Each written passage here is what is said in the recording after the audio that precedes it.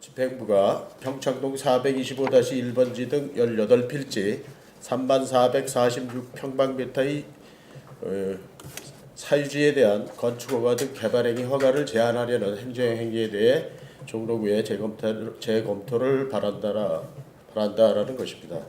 종로구는 종로공원구 2017-172호로 개발 행위로 주변의 환경경관, 미관 등이 크게 오염되거나 손상될 우려가 있는 지역에 대해 지방도시계획위원회 심의를 거쳐 행위허가를 3년간 제한할 수 있다는 법적 근거로 평창동 425-1번지 일대 사유지 3446평방미터를 행위허가 제한구역으로 묻기 위해서 2월 15일부터 3월 2일까지 관련 법령에 따라 연락 공고하였습니다. 이렇게 되면 건축물의 건축, 공작물의 설치, 토지의 행질 변경, 토지의 분할, 물건의 적치가 불가능하게 됩니다. 이 공고 기간 중에 토지 소유자 전원은 종로구청의 행정행위가 부당함을 의견서에 담아 종로구에 접수했습니다. 종로구는 이 부당하다고 주장하는 의견서를 첨부해서 3월 9일 종로구 도시계획위원회에 상정하였으며 의원회는 논의 끝에 보류 의견으로 유보시켰습니다. 본의원이 주장하는 부당함을 말씀드리겠습니다. 첫째, 절차상 하자가 있다라는 것입니다. 서울특별시 도시계획조례 별표는 서울시장이 자치구의 개발행위 허가를 위의받아 서울시장이 인정할 때라는 단서를 달았습니다.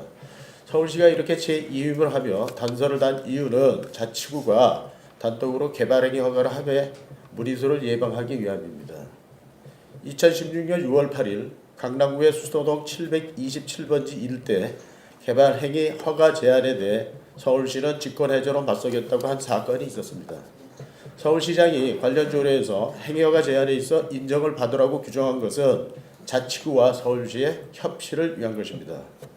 둘째, 종로구가 이 지역을 규제지역으로 지정하려는 목적은 난개발을 방지하고 수려한 자연경관을 보호하기 위함이라고 합니다.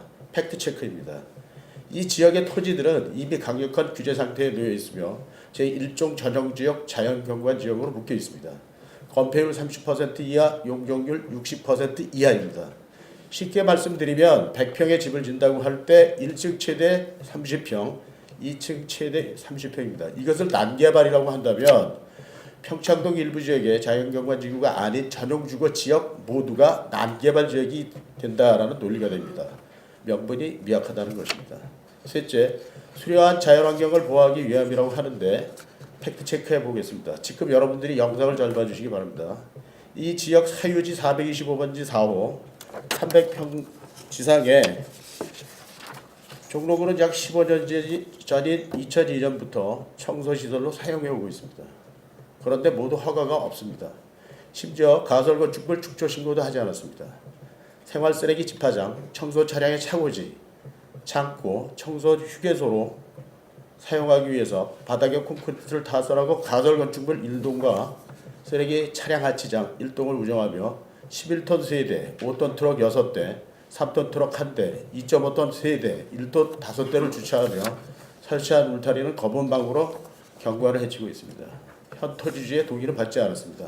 이런 경우 종로구가 수려한 자연환경을 보호해야 하는 공간에 쓰레기 하치장을 설치하여 운영하는 것이 자연환경을 보호하는 것인지 묻지 않을 수 없습니다.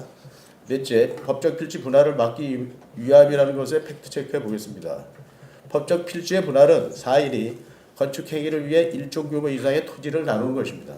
소유 토지가 행위허가 기준의 일부 토지는 적합하고 일부 토지가 적합하지 않은 경우 적합한 토지를 분할하여 건축행위를 하고자 합니다. 그렇다면 이를 막을 게 아니죠. 막을 게 아니라 그 범위 안에서 제한적으로 허용하는 것이 타당하다라는 것입니다. 왜냐하면 우리 구청장님 건축 전문이시니까 잘 아시겠지만 자연경관지구 전용 주거 지역입니다. 그래서 건폐율과 용적률에서 최소 규모밖에 건축행위가 불가합니다.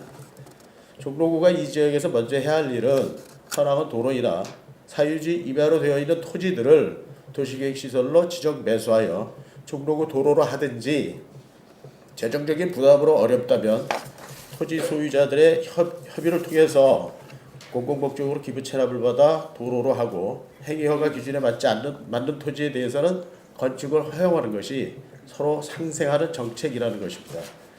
이 지역 7가구는 도시가스 공급이 불가했는데 최근에 토지 소유자들의 동의로 가스 공급이 가능하게 되었습니다. 집행부는 주민이 1 또는 2평방미터 정도의 구유지를 점용하면 변상금이나 사용료를 부과합니다. 거꾸로 집행부나 공공이 사유지를 사용하는 경우 어떤 보상도 받지 못합니다. 이 지역 또한 그렇습니다. 따라서 이 지역의 개발행위 허가를 제한을 위한 도시계획 변경은 재검토되어야 합니다. 이상 5분 발언을 마치겠습니다. 감사합니다.